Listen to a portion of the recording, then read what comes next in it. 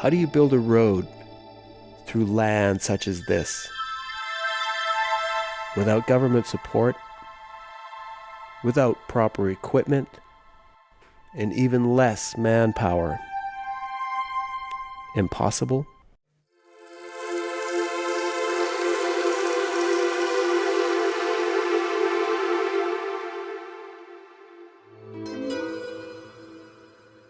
And in particular, we'd like to mention Ike Sing.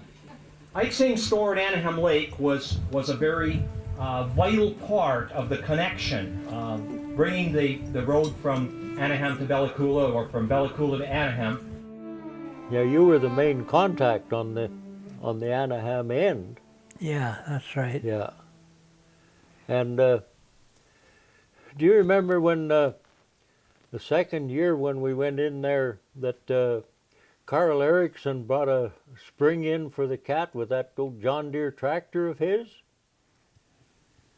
No. Don't remember that. I remember bringing in dynamite. Yeah. Put in my warehouse, and I wasn't too pleased, but I didn't know much about it then. No. With the freight and the dynamite for the job. Yeah.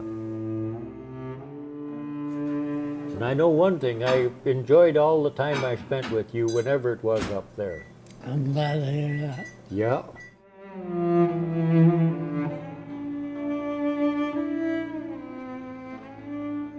Although the passage over the hill would represent opportunity and freedom to the Bella Coola residents, the big farmers of Anahim did not look upon the development favorably. They were against it, huh? They were definitely against it. But the ranchers had it all their own way. They could grab any meadow they want, and they did, see, one at a time.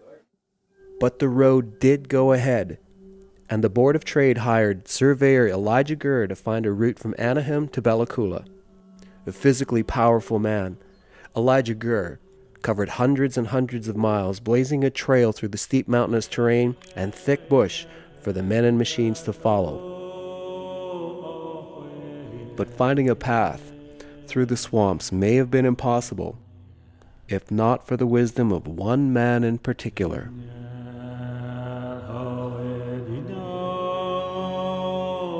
In this rugged wilderness, the Tsilkotin people resided for hundreds of years.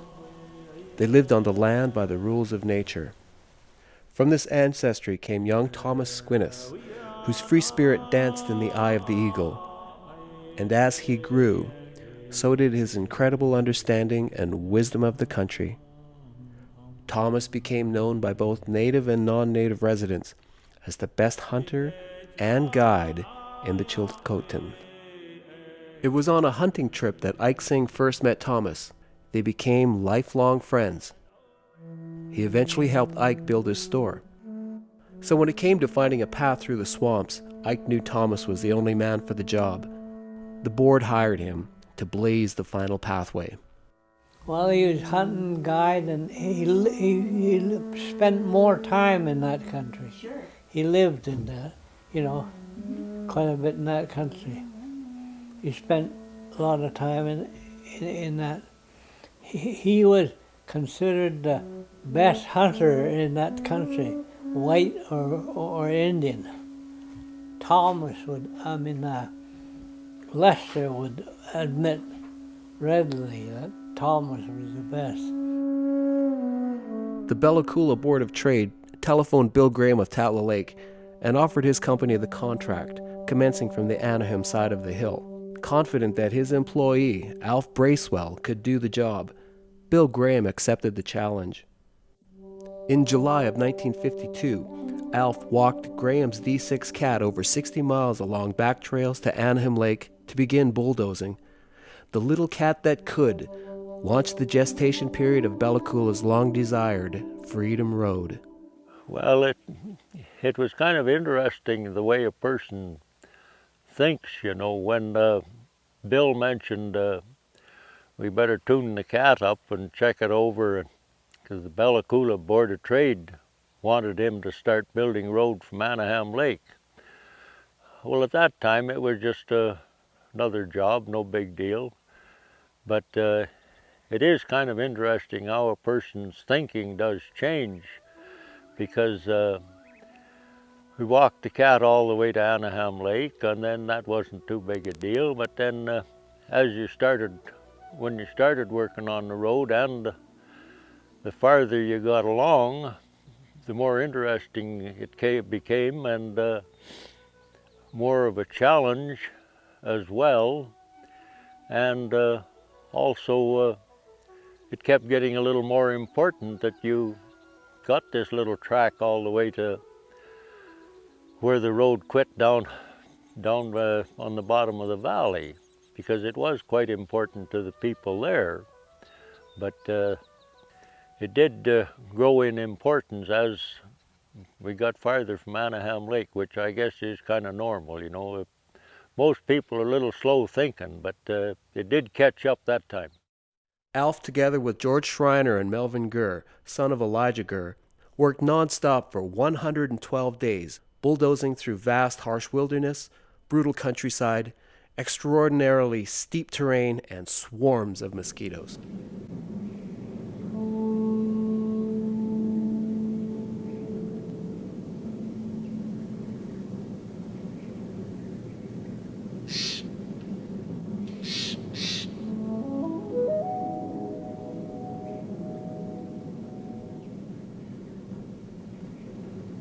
By freeze-up, 30 miles of passable road through the hill had been completed, almost to Young Creek. This incredible achievement by these men and their communities finally convinced the government to step in with financial support to complete this steep, treacherous road. The next summer, about the middle of July, Alf walked the D6 cat back to continue where they'd left off. Switchbacks were made for the steep descent to Young Creek. Here they set up camp for a while with a cooking and accommodation shack. At the same time, the Bella Coola road builders and cat operator George Dalshaug began working towards them from the valley bottom. We got on some of that steep part where the rock started. And, you know, there wasn't much place to put dirt or anything. You just, if you pushed something over the edge, you hoped it stayed there and made the road a little wider without having to go into the bank. But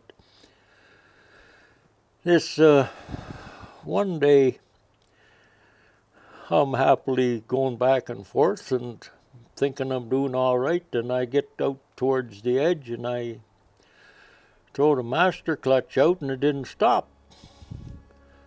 So that was kind of a surprise. I pretty near swallowed my chewing tobacco. But then I grabbed both steering clutches and jumped on the brakes, and we stopped, and I fooled around and got it into reverse and backed up onto the little more footing, and then shut her down and found out the problem. It was not a very big problem and easy to fix. I can't remember exactly what, but it was a bit of a surprise, and of course it had to, you know, just to make it thrilling, it had to be about the highest part on the road from the creek. And I never did quite figure out whether the hardest part would be the landing or the starving to death before you hit the bottom. Kind of a toss-up, and I just didn't want to find out for sure. I was satisfied to let it go as it was. Melvin Gurr was now the official powderman, and Alex Matheson became the new cook and swamper. This overhang here used to hang way out. Remember, you used to drive underneath. It was like this. Yeah. Well, this had to be drilled from the top, and I was the youngest, so I was asked to go up and drill. Mind you, I was over here at that time when the drilling was to take place. Well, I was drilling there, and there was a little notch about 4 feet wide, and I was right in that area, and I had one of the air legs, and I had a safety rope on from the top there, and that safety rope was uncomfortable, so I took it off, and then when I was drilling, the steel broke, and of course, I was free to go. Yeah. But the air leg with the piston in, it snapped just right and went across that little gulch and pinned me there. And of course the machine was running here, the air compressor, and there was other people drilling down in this area. And I was trying to tell them when they did see me not to shut that air off, because if that air was shut off, that would relax and I would be down there. Yeah. Well, one of the fellows tumbled onto that right away, but anyway, I was out here and I would have been long gone. Yeah, I know the rock was way out here. Yes. Had a big lean to it. It had a lean to it like that. Yeah. Actually, it would have been, well, it was way out. It was way out in the space there. But anyway, I survived. Yeah. The completion of the Freedom Road may have never been recorded on film if it were not for Jerry Moore, who later became Mrs. Bracewell. A feisty, confident woman, Jerry was a rancher and a trapper from the Tatla Lake area. She wanted to see and record on film history in the making. She ventured out with her 2 young sons on horseback, by then a 2-day journey through the mountains to reach the camp.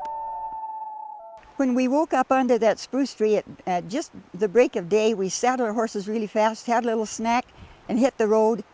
It was just a cat scar across the meadows, and when he hit the jack pine timber, the trees were laid both sides, and we followed the muddy little trail. There's no way you could get lost. There's only mark in that whole country.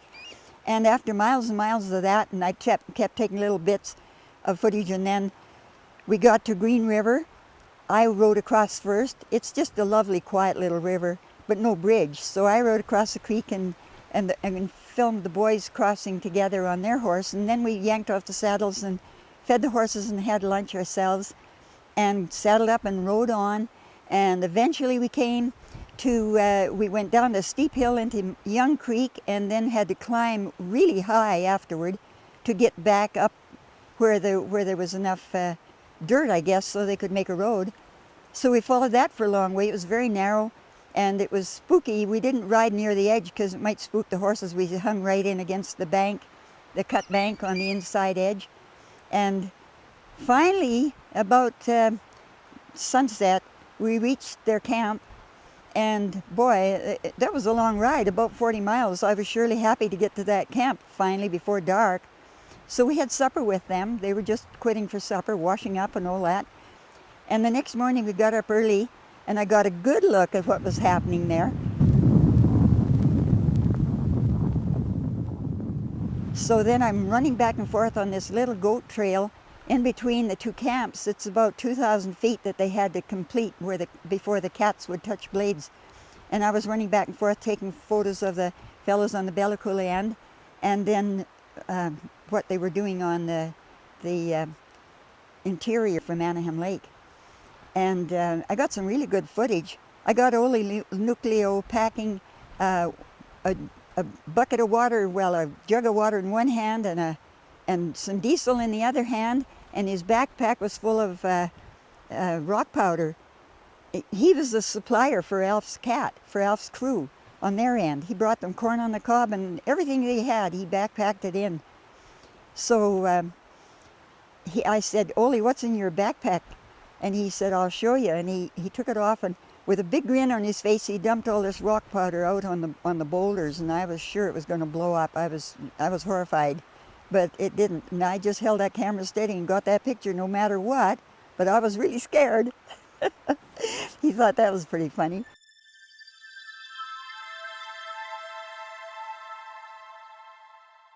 When we got up onto the sort of the height of land, the other side of Young Creek, then we hit rock and had to do a lot of blasting. And of course, at that time, the job was kind of nice because we didn't have any government bureaucracy around. We didn't have any union. We didn't have any workers' compensation. We didn't have any UI. Nobody wore hard-toed boots, and nobody had a hard hat. And then as far as the dynamite went, that was old stuff. we crimped the caps onto the fuse with our teeth, and like I asked Mike Stoller, I think he was the only man on the whole job that had a paper of any kind, and he had Powderman's papers. And I see he had his crimping pliers in his shirt pocket, and I says, Mike, do you ever use them? He says, no. He says, I just pack them along in case some inspector comes along. So that was his attitude too. He crimped them with his teeth. Which is, you might say, highly illegal, but then it worked. Every one of them went off and we got a road built without the paper.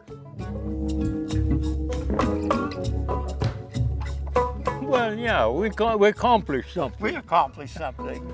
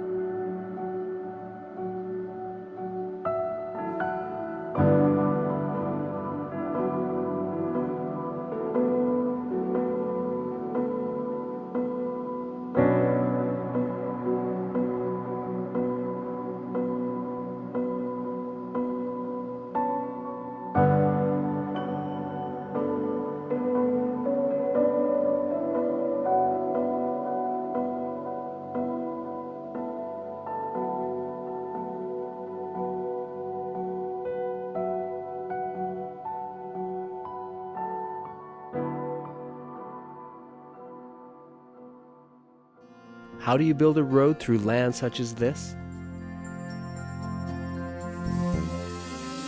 With determination, respect, love, and harmony.